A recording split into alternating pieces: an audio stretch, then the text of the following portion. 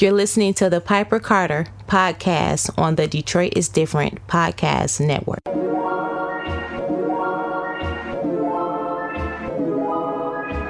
Welcome back to the Piper Carter podcast. You are listening to Piper Carter, and I am in, well, I guess it's a virtual studio with my special guest, my very special guest, filmmaker, and now festival producer, Ogechi Chieke. Welcome, Ogechi.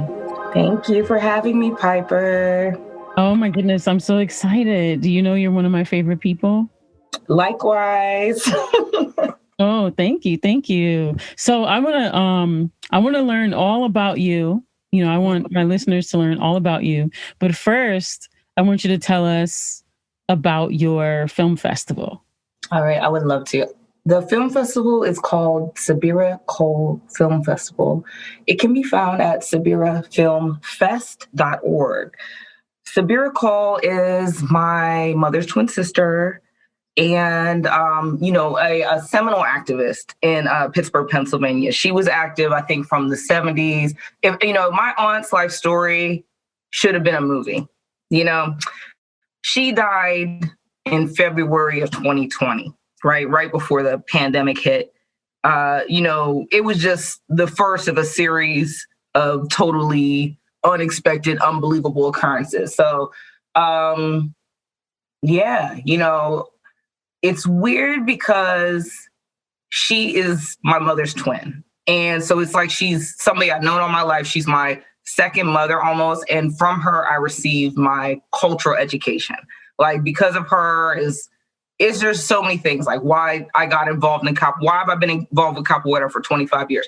Why can I speak Spanish? Why do I dance salsa? Why do I know Brazilian music? Like, it's a lot of things that especially like fed me throughout my life journey that I picked up from my aunt. Just love of other cultures and wanting to blend into them.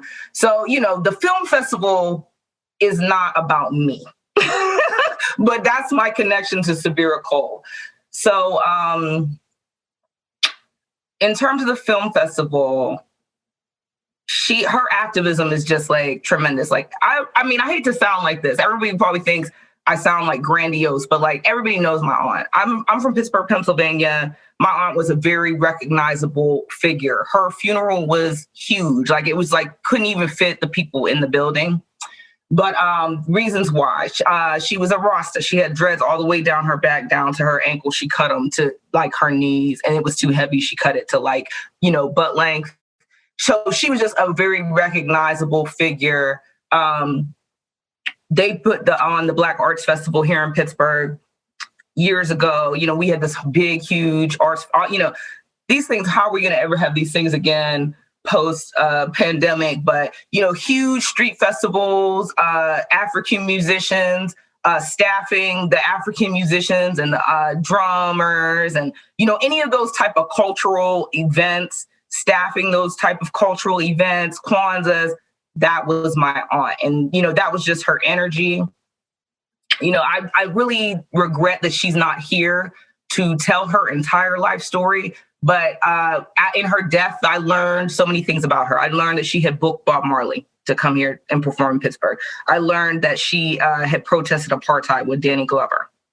I learned that, her main influence for the path that she went on to when she went into the nonprofit sector was Fannie Lou Hamer in her community work and her activism. I did not know that. So, she started off doing HIV and AIDS activism and prevention. And I actually used to work for her. She gave me my first job. I'm working since I was 12 years old. So there's just a lot of information that I learned from her. She hired so many people. Like, my aunt had just so much respect, but people were kind of scared of her too, because she was very serious. She did not play around. Like, I can't explain it. She loved to like dance salsa, and she loved to bring communities together. But at the same time, there was like a little bit of fear surrounding her character. But eventually, after she did like HIV and AIDS prevention to like at a level to where like people from other cities in our state like medical facilities came to study with her. They came to train with her because she was so effective in her HIV and AIDS prevention.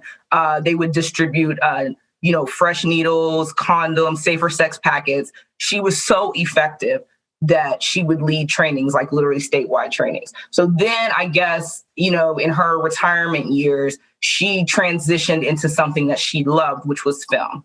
She loved, series. She loved to watch movies. She'll just watch any type of movies. So many movies, like I think about, she put me on to so many series, Spanish language series like Epitafios and Profugos. Like she just will watch. She loved the film genre. So she also used it as a medium to teach. And, I'm sure you're as aware of this as I am, but, there's like, the Hollywood system where they're always like promoting things that already sold before and making iterations of things that we've already seen because it's already been proven to sell. And then there's filmmakers who sacrifice their life and their finances to create artistic statements that might not be seen on that huge mass level. Those are the artists that she promoted and spoke for, people who were telling our stories of the diaspora. And she would also have discussions after the film. So her film festival was called Saben, the Film and Art Festival, after the father of African cinema, Usman Saben. And she put that on for 11 years in Pittsburgh. And she did them in the community at the Homewood Library. She did them in the Hill District, in the Black community. So you could come and see, cutting edge art films in the Black community. But she also had a great partnership with a justice organization called the City of Asylum, which is on the north side. It's headed by a man named Henry Reese, who he created the program to you remember Salman Rushdie when they was about to run him out? Oh, yeah. Yeah, they had a fatwa on him. So yeah, Henry, I think, is friend or associate to Salman Rushdie. So that's how they started the City of Asylum to create, literally, they have houses, apartments for artists that can't be in their country anymore because of their artistic statement, for whatever reason. They're no longer at home in their country. They're under, threat of death. So then they come here to Pittsburgh, and they also have, global communities for them. So that's the organization that my aunt was partnering with, which has been, a very fruitful partnership for us now as the Sabira Cole Film Festival. Wow. Now, first of all, thank you to your aunt. Can you say her name again, just for yes. So y'all can have it in our hearts? Sabira Bushra Cole. Sabira Bushra Cole. Mm-hmm. Thank you. Thank you. Thank you. Thank you for your work, for your sacrifice, for your contribution, just for pouring into your community, for teaching, for what you've built, just for everything. Thank you. Wow. What an amazing, and you weren't even able to probably tell half of it. No, I didn't. I honestly, I'm trying to edit that for brevity. Like there's I can imagine. There's more to the story, but I will say I don't do the film festival alone. I do work with my uncle Michael Hill and Khalil Ziegler, who he's an employee of the City of Asylum, but he was close friends with my aunt as well. He worked closely with her on Saben, and so he does our communications, our website with Sabira Cole Film Festival. So I don't produce the film festival alone, and I definitely want to make mention of that. But, we're all, like I said, my uncle, my mother's younger brother, we're all here because, we love her and we want to carry her name forward. And so what we did for 2020, one of the things that my aunt would always like, when I used to work for her, when I moved back here, actually, that's what made it possible for me to work for her. It just eased my transition here, obviously, not just having a job like ready-made or whatever. So I used to work for Saben Film Festival. I used to do like her graphic design, things for her website. I did, graphics and things like that for years. So I worked for my aunt. And one of the things that she really, really wanted to do was a juried competition for emerging filmmakers. But every year something would, get in the way of that. If it was like the budget, the finances, whatever the case may have been. So we already had enough programming or whatever it would be, or, so, creation of the Sabira whole film festival was the culmination of like ideas that had been floating around when she was still alive. But it was just like, even me, like, I feel bad. Like, man, we should have did this when she was alive, put it online, had the film festival be totally virtual, but we were like forced because of the pandemic. So, it's a totally virtual online film festival. We're global now. We can be viewed from anywhere. All you do is come to our website, register for the event, tune in at the time, so that, and then the fact that we received submissions from 22 countries all over the world. And we actually did give awards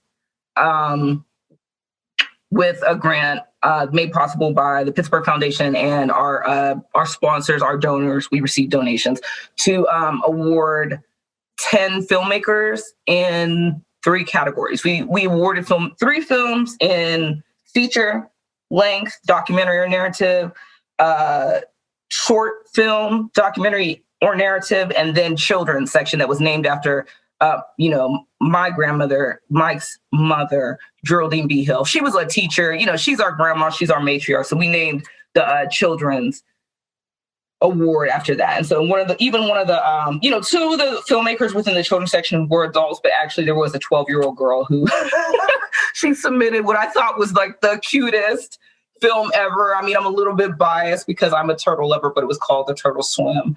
Her name was Jenna Lee, and we awarded her as well. So we sent them trophies and we sent them like cash awards because, one of the things that I learned from my aunt, she was a true patron of the art. She would never try to like, if she had to pay it out of her own budget, if she would, I hate to say this, but she would volunteer her own hours. That's how dedicated she was. She would pay her employees before she, some people who were running a nonprofit and just robbed the nonprofit. She was not like that. Like, she was actually like diametrically opposed to that type of behavior. She would, pay out of her pocket if it meant to pay one of her employees, and she would always try to pay them top dollar. Like I said, I used to make $12 an hour from her, like back in like 94. So I was 12 and I was balling because, that's the same thing. Like with the screening fees, with the film festivals, there might be a going rate for the city or whatever the case may be, but she would love to put money into artists' pockets. So that was part of what the film festival did is, we didn't just award them, with lip service. We actually, try to give them a little money. Wow. Now that, when I hear her, she sounds so familiar because of my own family and also just because of, she just sounds like a woman that we share a lot of values, And so what a blessing to be her niece and, related to her and all of that. Like, that's amazing. And what a blessing that you're carrying on the legacy. You and your family get to do this together, that she, we talk about generational wealth, that she built something that you and your family are able to step into a framework, an institution. Can you talk about that part a little bit? Well, I certainly can. I love my family, but I will have to say, Piper, it was a case of being in the right place at the right time. I left Pittsburgh in 1999. I was on my own for 17 years, but I will say that that's where you inspired me to go home. Go home. Wow. So I came home. If I hadn't been here, none of this would have happened, Wow. And I went to Pittsburgh one time I went, and I went for activism though, some couple years ago. And I remember I was like, oh, I want to catch up with Ogechi. And we were only there like, I don't know, like probably like 2 days or something, and in a hotel, just like working on some activism. And I walked down a couple of streets and I was just like, it was cool. I was like, man, I want to go back. And I kept texting you like, I want to go back to Pittsburgh and hang out with you. And you're like, come on. I probably wasn't even here, girl. I'll only be here half the time anyway. But, I live here now, I don't remember when that was, but it's possible, No, it was years ago. It was, I don't know, 6, 7, I don't know, something years ago. Yeah, I've only been here for like 4 years. Like I've been here for exactly like the clock struck for 4 years in December. So I've been here for 4 years. I mean, it's cool. Like, I guess for activism, I have a lot of activism. The people in my family are activists and teachers. So that's really what happened here, and I fought against it. And look at me, I'm a professor now. So, that's what happened here. They're activists and teachers, activists and teachers, activists and teachers. My mother's oldest sister, her name is Ayana. She does a community garden, Sankofa Village Community Garden. And I go down there and volunteer and take the food boxes, and I refresh their mural that they have a Sankofa bird. I hooked it up for them. But, I don't really do too much with the garden. I would like to partner with my mom, but she's very successful with that. And they're very effective. They teach children about gardening. There's people always doing YouTube profiles about my aunt, and she's getting written up in the newspaper, and, she gets her grant. So she goes to Detroit. I think there's some community gardening scene there. And I know that she does go to Detroit, but like I said, I'm not that in tune with it. I think my sister does sit on her board, but I don't know too much about it. Oh, and then what's her garden is the Sankofa Garden? Sankofa Village Community Garden. Okay, so I'm going to have to check because, I'm a member of Detroit Black Community Food Security Network and D-Town Farms. And I'm sure they know everybody, so I'm sure they're part of the ecosystem. But that's amazing. Like, look at your family tree and all these institutions. You guys are not only teachers, you're institution builders. Yes. No, I'm proud. Like I said, I love my family. I am, proud to be a part of this family. So that's where my energy comes from to, contribute. It comes from my family. I'm happy to be in my purpose and doing something that I feel is valuable. There's nothing better than that. And then, any type of financial gain comes second to that. But, once again, I have to just chalk it up to being in the right place at the right time with the right skills.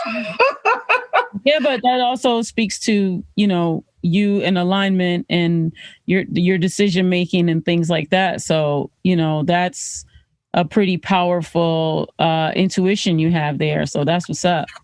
And you know what? Speaking of intuition, I mean, that has a lot to do with you as a filmmaker. I see you as an artist filmmaker. Like, there's different types of filmmakers, obviously. And for me, what I've always seen about you is your vision, if you will, your creativity, the way you think. I really admire it. I've been a fan. I remember some projects you did. I'm going to tell you a quick story. It'll be real fast. Mm-hmm. But I remember my cousin has this friend, and my cousin was living in New York. My cousin's friend was living in Harlem and owned a couple of properties. And one of the properties he had in New York was empty at the time. And we did this installation there. And I think like I did photography or something, but you know what? I didn't even do anything. I didn't even do any photos for that one. I think you did a room, you did a video installation room, and I got another guy to do photography, and we had a big pot of gumbo, and I think we charged like $5 at the door or something. And I know I had two other friends do photography, and they each one took an apartment. And then you took an apartment and did, I think you had like a television or something and like a screen. And then you showed, your work and you set up the lighting, and it was this amazing. And it was at the time, I think it was around like 2000, maybe, what was it? Maybe 2004 or something like that. 2003, 2004, maybe 2005. And at that time, it was when video installation was still pretty like obscure, and people were like, what's that? And I just remember like all these amazing people came, to this installation, and it was so freaking cool. And I was like, yeah, that's my friend. I don't know if you even remember that. That was in New York City. I remember things about it. I have so many great memories of ways that we collabed. I remember we did a music video for Ife. I remember Haya. I remember one time I assisted you with, what's his name, Mercado. It was Amanda Lepore was the model. Oh, yes. I remember so many. You came with me when I had that show at Echo Showroom. Yes. Yes, like it was so many things, and that was a huge show. Like, yeah, so many big artists were in that show.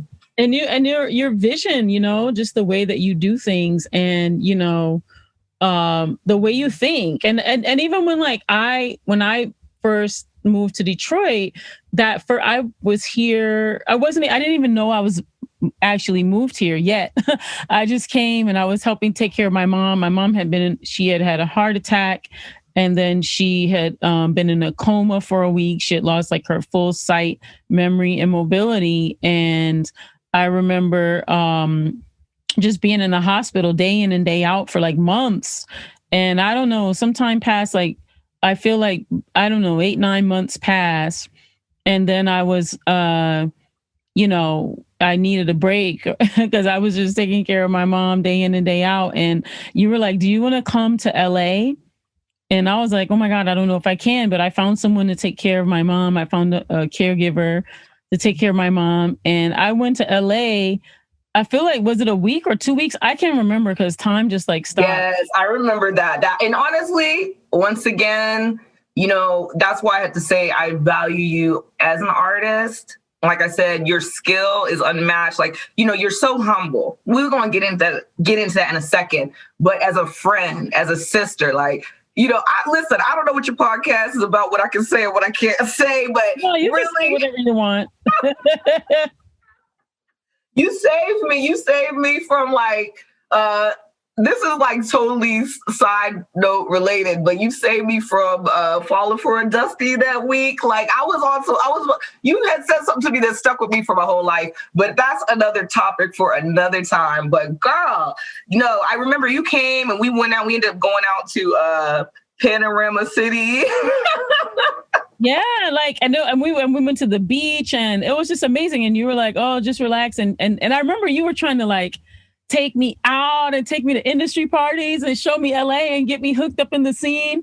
And I was like, Ogechi, I just want to sit here in the sun and relax. And you were like, are you freaking kidding me? This is LA. You get connections. You can get your work. I was like, I just want to relax. No, I heard that. No, honestly though, but you know what? It's possible. That does sound like who I was at the time. But that's what, like I said, going to those industry parties, I'm glad I took that time out of my life to do that because it feeds what I do now. There's no doubt about it. The connections that I made definitely assist me now. But at the same time, listen, I wasn't about to hook you up, girl. We're not even going to talk about your connections. We're not going to talk about your career. Put some respect on Piper Carter's name. Okay, that's all I got to say. Put some respect on Piper Carter's name.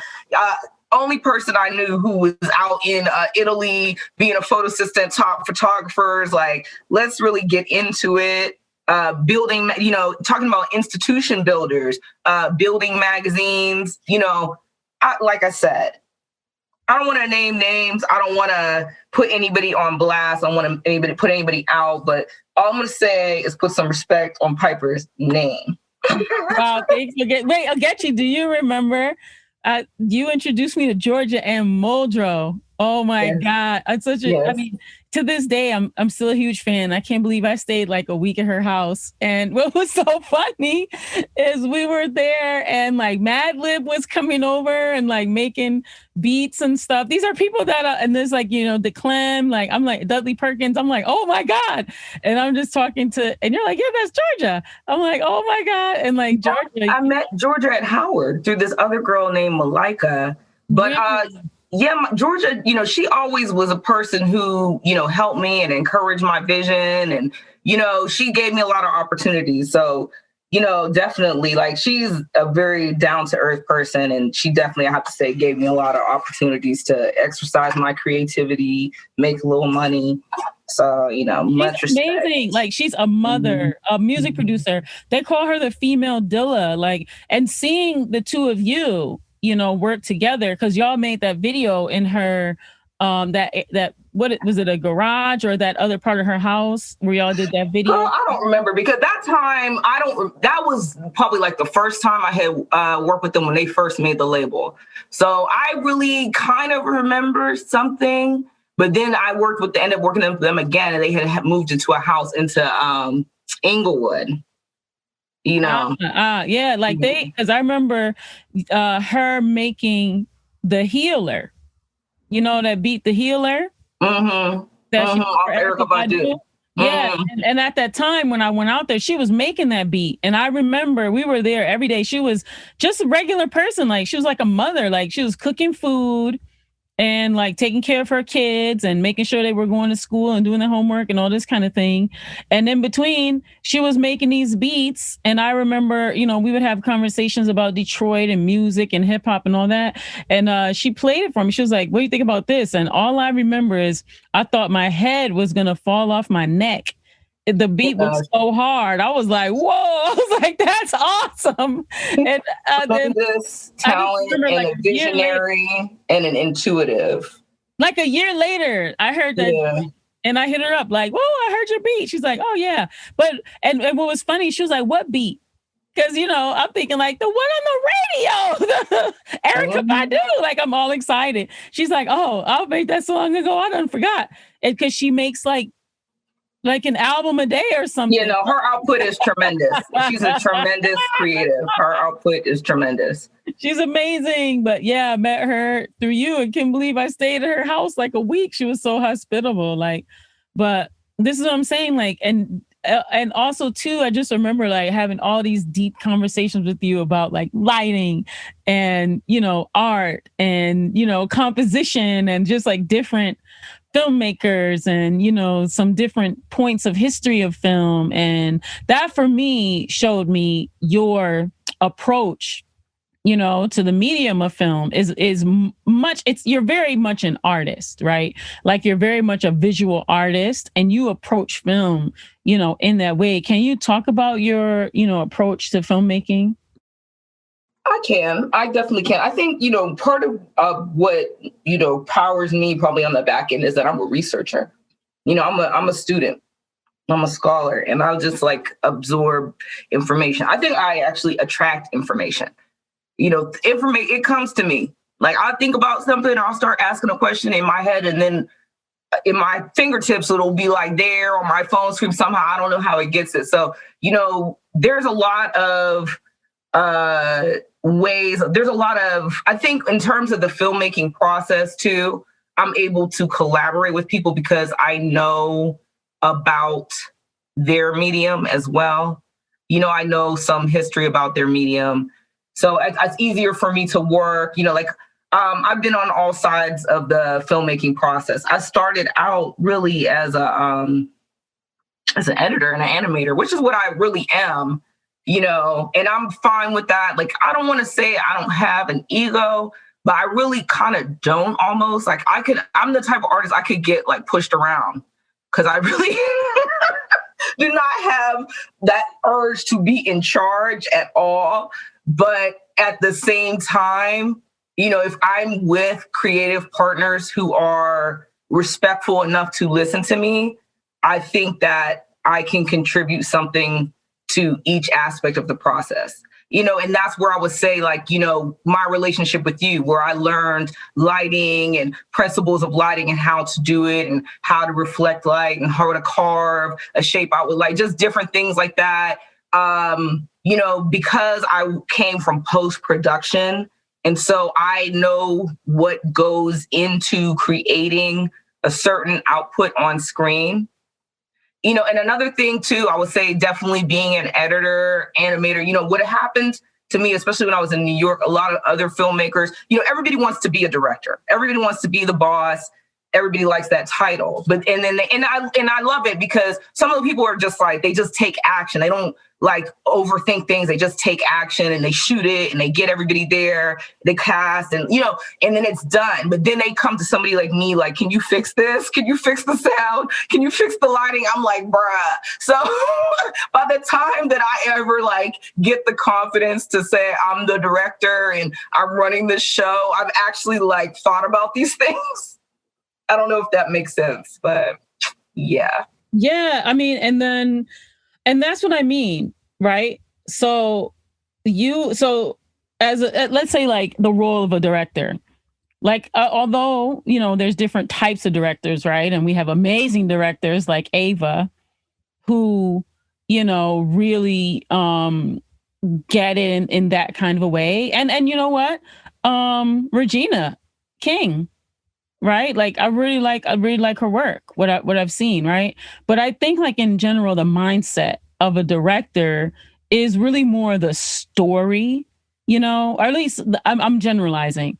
But what I've seen is directors in a sense, I feel like are really more, you know, looking at the story, and then they kind of get with a filmmaker that, you know, is or I should say a cinematographer who, you know, can really bring that story to where, you know, they've seen it in their brain, right? Right. I think it's the difference between a Spike Lee and a Tyler Perry. They're both directors. Sure. They're both black. There's a different visual aspect at play. Like Tyler Perry, he came from, you know, plays. That visual aspect of, you know, creating something with the cinematographer. He just says, you know, I don't know Tyler Perry. I've never worked with him. I can only guesstimate what his process might be, which is point at it and shoot, you know, but, and it's nothing against that, because once again, look at his output. Tremendous. But then you have like a Spike Lee who's doing mixed media almost with film. And that's why I say you're different in that you're both, right? Like you're actually a visual storyteller, right? And you also do sound. So you also know how to, you know, the sound should, you know, not just the technical, right? Like the levels and this kind of thing, but also too, telling the story with sound, like how the story can be told in ways that, you know, sound is useful, right? Not just the music or not just the dialogue, but, you know, and not just the ambient sound, but what is the sound? What is the soundtrack? You know, what is the, you know, how does the audio like tell the story, right? And I think that, you know, by you having that, but then also being a graphic designer and, you know, understanding color, texture, tone, you know, this kind of thing, composition. I think that what you bring is a multi-dimensional level. And that's what I mean when I say I feel like you're more of a visual storyteller, so that by the time your pieces are, you know, complete, they're art. They're art. Well, what I will say is I never like set out as a young person said I wanted to be a filmmaker. I actually was always just like some type of crafty person doing, you know, I was the person who was making the macrame bracelets and things like that. So I just was a person who was always artistic and then found myself in some type of arts education. So I was always doing collage. Like if you came to my house, it's, you know, most of the art in my mother's house is created by me. Like it's a lot of different artists here, different media, but there's enough art. There's, you know, one of my friends came over here and was like, how come your mom don't have any pictures of you? Because there are no pictures of my face here, like no snapshots, but the art on the walls is mine. But, you know, once again, it just came from mixed media, talent, seeing something, thinking I could do it. You know, photography, I got into that with the Pentax K1000, doing black and white photography in high school in a free program. I really wanted to be a musician, but I could not get support from my family in that respect. So I just went to where I could get the support, which was visual arts.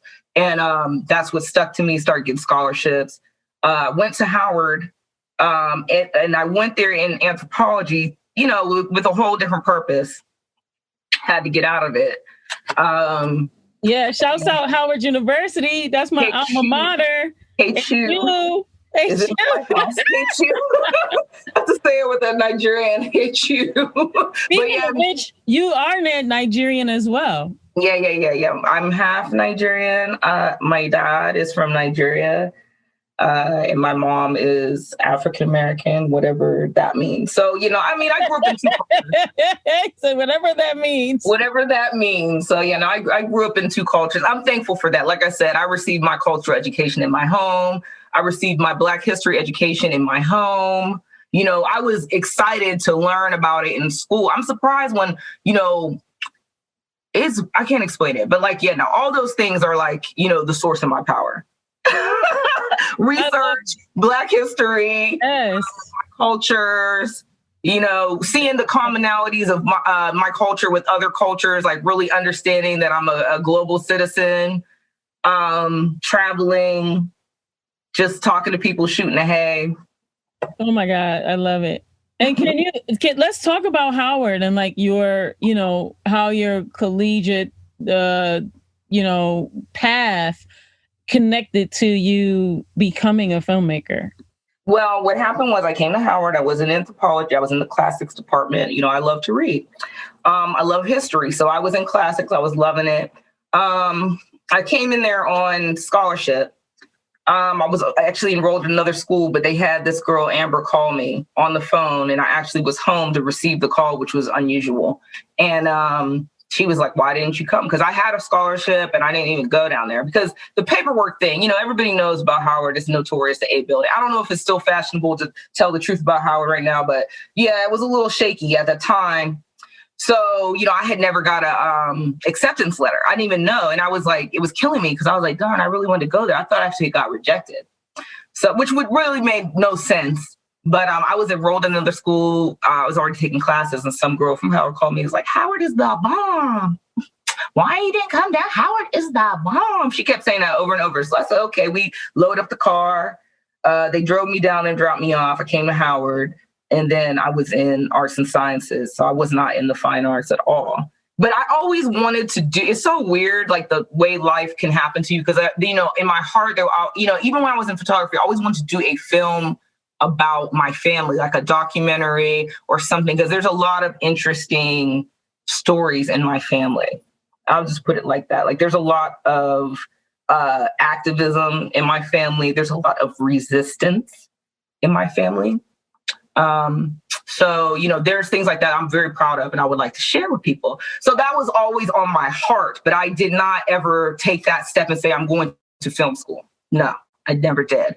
So, once again, it's just something that happened to me. It fell into me. It was because of the people I was around, because of the people that I befriended. I'm a very shy person, but people always kind of pick me, So it's just weird. So what ended up happening is, flash forward, I was in anthropology. I got tired of it because I was like, you know what? Something didn't sit right with me about needing to filter my interpretation of another culture through a lens that was created by an oppressor.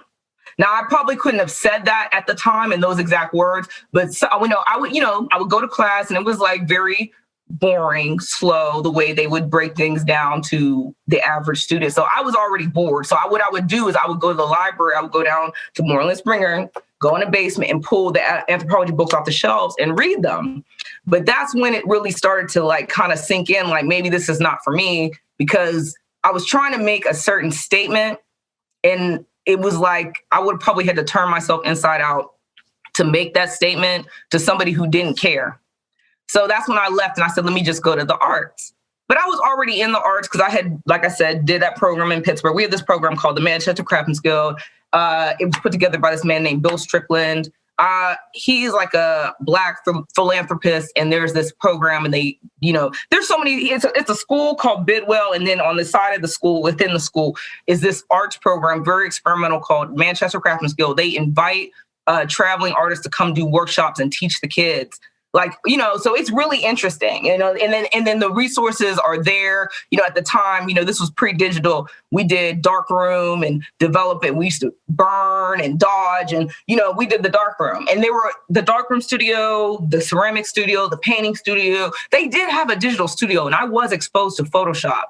as early as 96, not knowing that they would become like a huge part of my life at that point. I was more on the photography side of things, but, I had been doing art shows and doing oral histories. I had interviewed my great grandmother and people in my neighborhood about their life and racism. And, I was already telling stories. I was just doing it through photography and in like a gallery setting. So maybe you'll print up a paragraph of what that person said or have like a recording that the viewer could listen to. So I was already starting to do that type of documentation when I was like 15. So, it was easy for me to just make the switch over at when I got to Howard. And I think it was Winston Kennedy. He had gave me like a year of credits. Even though I came into the fine arts late, he took like a year of my credits off so I could just continue with my year and graduate on time. So that's how I got to fine arts.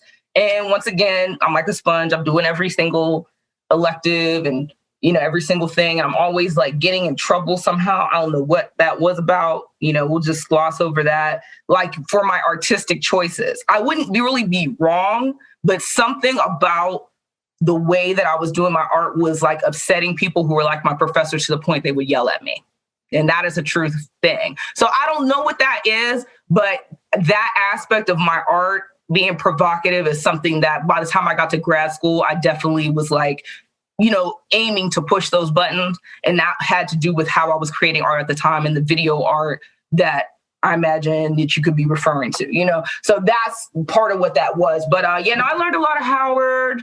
We have a rich cultural tradition. We have a rich Black art tradition at Howard. They have Afro-Cobra. There's art theory and art philosophy that is centered around Howard and those cultural influence of those Ethiopians and those African Americans in DC. And, I'm proud to have been influenced by those people like Al Smith and, talk to them, Professor Adewale, like all those people, even the people that I went to school with. And that was another thing at Howard. Not what I always tell my students is like, your classmates are a resource. I feel so terrible in this pandemic, how we're so separate. And I'm trying to, create ways for my students to interact with each other. Right now, when you go into the classroom, everybody's got their camera off and nobody wants to speak and nobody wants to interact. But I always, in the prior semesters, what I would do was only have critiques around the class assignments, but I'm actually starting to do critiques just around like their social media or whatever it is that they're presenting so that we can get to know each other. Because honestly, like that was how I learned so many things and so many, big things that happened in my art and my career. I'm going to tell the truth. It was just had to do with the people that I was around. And so because when I met you, you were doing animation. And at that time, animation was animation now I feel is a lot more accessible to more people. But I feel as though at the time when I met you, it didn't feel as though animation was so accessible to so many people. And so I was fascinated that, this young Black woman was, doing animation as, your choice. And can you talk about that step? Amen. Amen. Yeah, it really was not common. And, it was just something, like I said, I came from arts and crafts. So I'm doing collages. I'm piecing things together. I'm doing beadwork. I'm doing macrame. And for me, I can't speak for anyone else. For me, animation was a way for me to incorporate my other mediums onto the screen. Because my other mediums were always important to me. Like some people were like, oh, that little craft stuff, who cares? It's no value. It's women's work. It's this, it's that. It's not high art. But that was my way of bringing my mixed media onto the screen. I started doing it at Howard with sculpture, but that's actually how I got into editing. Strangely enough, I was doing these sculptures and, the whole anthropology thing and history and time immemorial. So I was doing these fossilized, things that I was making these white plaster things that hang on the wall that were like vaginal, but they had like fossilized, shapes in them. And I was just doing like this huge series of them. And then I was documenting them with video and iMovie. And then like I said, I was at the computer lab. I used to work at the computer lab. And then my friend Sophia, at the time, her name was Sophia McClinton. Sophia Songhai now. That's her stage name. She was there, and we were always friendly, like from the lunchroom. But they had some commercial that they were working on. I think it was for Comcast Cable. And the guy who was the supposed to be the editor just walked off. So, and I saw all the drama unfold, and I was sitting there editing. So it's like, do you want to be the editor? Yeah. And that's all she wrote. I've been an editor ever since. Wow. and then, but so there's one thing for people to ask you to do something. There's another thing to be able to follow through, carry out, and do a good job. You know. Yeah, then I started doing it all the time. You know, I was a nerd. Like, I was the type of person, I worked in the computer lab. I would eat every meal in the computer lab. I wouldn't leave. Like, I was thinking about it the other day when Cicely Tyson died. My friend had invited me to some link through WhatsApp, like, click this link and you can watch Cicely Tyson speak. And something just told me, if I don't click this link, I'm not going to get a chance to hear her speak. And you know what? I didn't click it because I had been sitting at my desk all day. And it was like, I've been trying, you know, it's so hard in the pandemic to just find time to rest. You know, there's always one more thing. Everything's virtual. You can be anywhere at any time. And, you know, someone can ask you to do something. So I was like, I really want to click this link to hear Cicely Tyson. But I'm like, this is supposed to be my little 2 hours of rest time before I do my next activity. Let me just chill out. So I didn't click it, but it reminded me of this one time my friend Allison had came to the computer lab, and I would not leave that computer lab for nothing. But that would be the time that I would, like, you know, people don't realize with the digital arts, like, some people just like, oh, I tried it, I don't know how to do it. No, you really have to research. You have to do tutorials. You have to do the tutorial. You have to take notes on what the teacher said to you. You got to do about 3-4 other tutorials on YouTube. Go find another one on Google before you could even, and then you have to actually complete your work, and you might fail, and you're going to try it again before you can even master something. So, you know, I took it, you know, I don't know, like, the conversations that I guess I must have been having with my, not even my classmates, because I mostly would hang out with, like, my boyfriend, but my boyfriend was an artist as well. He was an animator in that medium. So I learned a ton from him. And then his friends, you know, they were a little older than me, and they were all into anime. And, you know, I would just hang out with them. I just would not leave the computer lab. And there were so many reasons we wouldn't leave the computer lab. We would play video games. Like, we would just order the food to the computer lab. I would not leave. They said Octavia Butler is speaking on campus. I was like, I'm going to catch y'all later. I didn't go. And then the lady died like 2 weeks later. Like, why didn't I go see Octavia Butler? That's how committed I was to being in the computer lab and doing my craft. Like, time just didn't even, my family would call me and be like, oh, we're all going to Aruba. Do you want to go? No. I would stay at Howard in the summer, and I would still be in the computer lab. We have so much in common. My family went on, like, all type of glamorous vacations. I did not even go. It's like, when I left home, I didn't even know them anymore. Like, it was like, when I came back, it's like, yeah. Who are you? Who are you? You're in our family? Yes, as a matter of fact, I am. That's funny. And then also, too, your artistry, you know, expands into your body, your fashion, your look, the way you do things. You've always been forward in your expression of your fashion. Can you talk about that? Thank you, Piper, for noticing. I think that I got the bit by the fashion bug from my mother. My mother was, you know, very beautiful. She's still very beautiful. She was a model, actually, for Saks Fifth Avenue. She didn't bother to tell me that until she dropped me off in New York when I went to grad school. I was thinking to myself, why wouldn't she have ever told me that? Because I actually had wanted to be a model, and I was in 17 magazine, the school zone, when they came to my school. But once again, my mother would never freaking help me do anything. Like, I don't know what that was. I think it's just who she is, and I'm not mad about it anymore.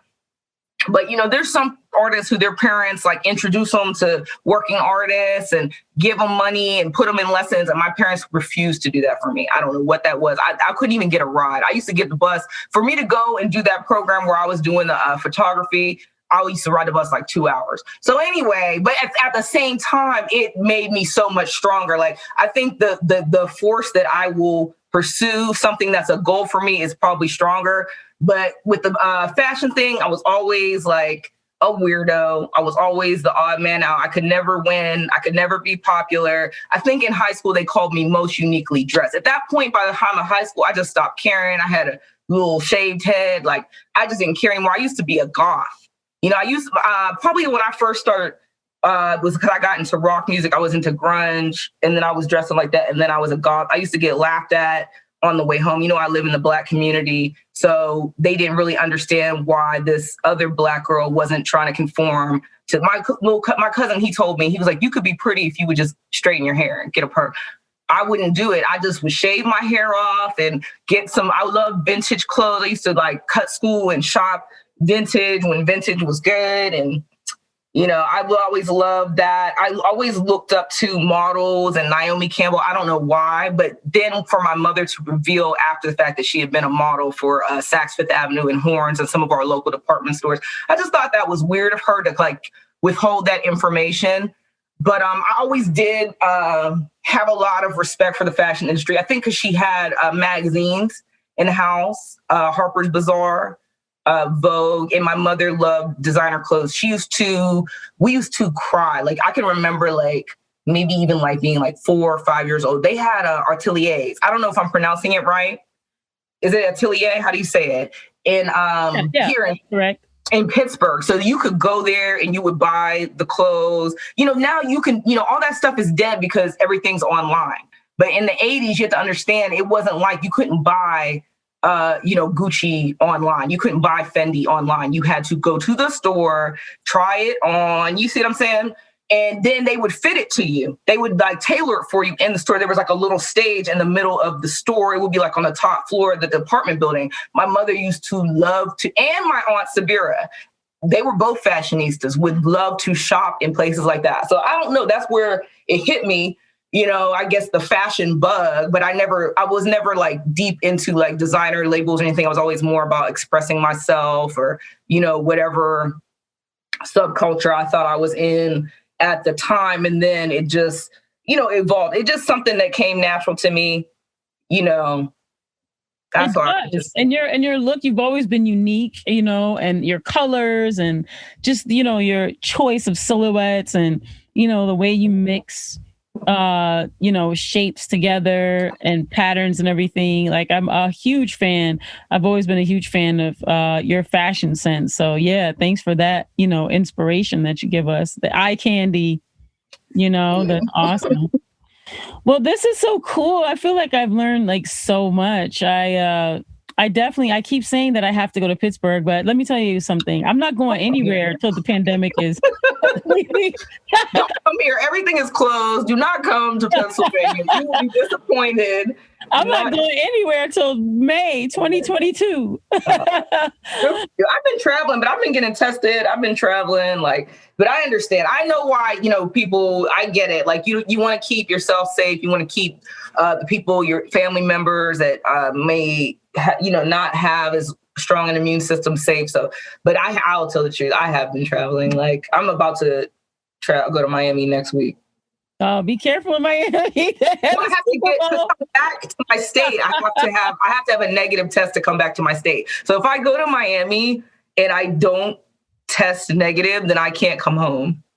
Damn. Then you have to find some, I don't know, NBA or NFL player to relax with until you get ready to go home. I know. Why do you think I'll be dating NBAs? That's not who I date. I wish I would, people always think I need to date. So people have been telling me that for years. I never dated NBA. Actor, maybe, yes. Musician, yes. But I never talked to any athletes. No. For long. Yeah.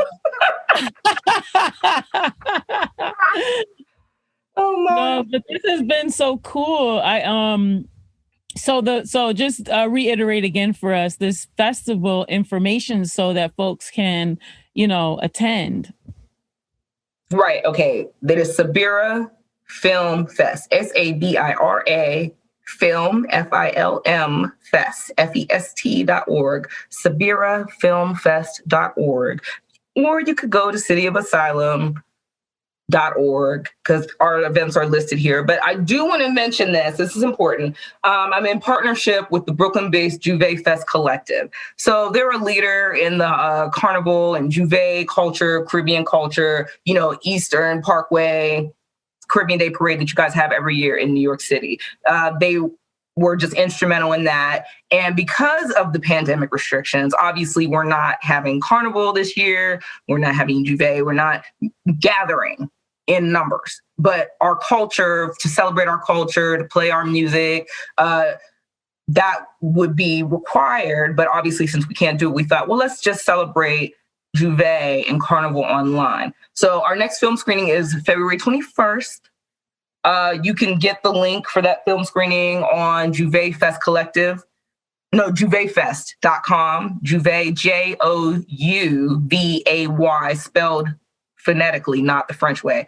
Juvefest.com, sabirafilmfest.org, or cityofasylum.org. And those films are just Caribbean-inspired films. We did Calypso Dreams in January, and we have 3 shorts for February, and a wonderful panel of experts and leaders, Caribbean cultural leaders, and we'll have a chat with them after the film on the 21st. Oh my God, that's so awesome. And then if folks want to follow you on your socials, like where should they go?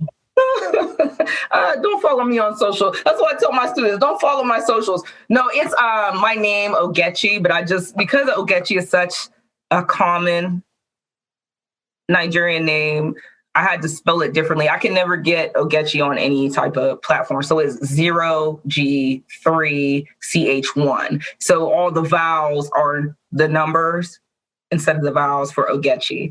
So 0G3CH1 is my social media.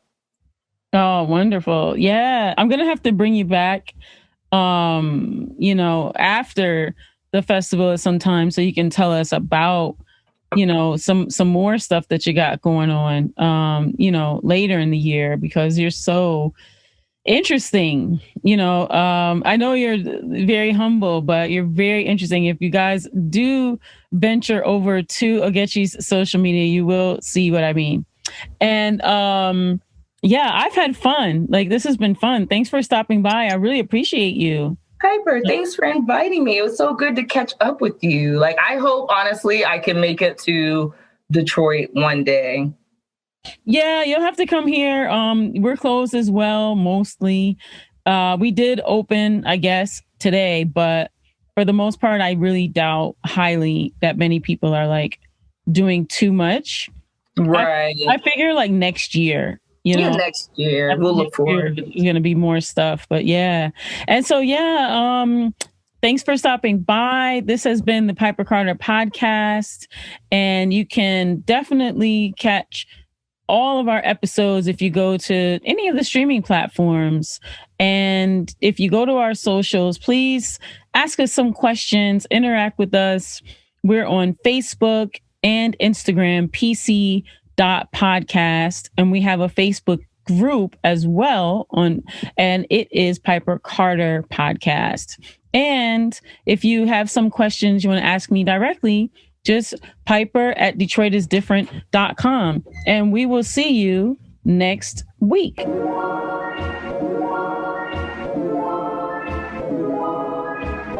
Tune in weekly to the Piper Carter Podcast with Piper Carter for a conscious take on music, arts, politics, and fashion. The founder of We Found Hip Hop has a say on what you should know about culture with a balanced conscience. Subscribe, like, and share on Apple iTunes, Google Play, or Stitcher to the Piper Carter Podcast to hear the stories and thoughts of Piper Carter.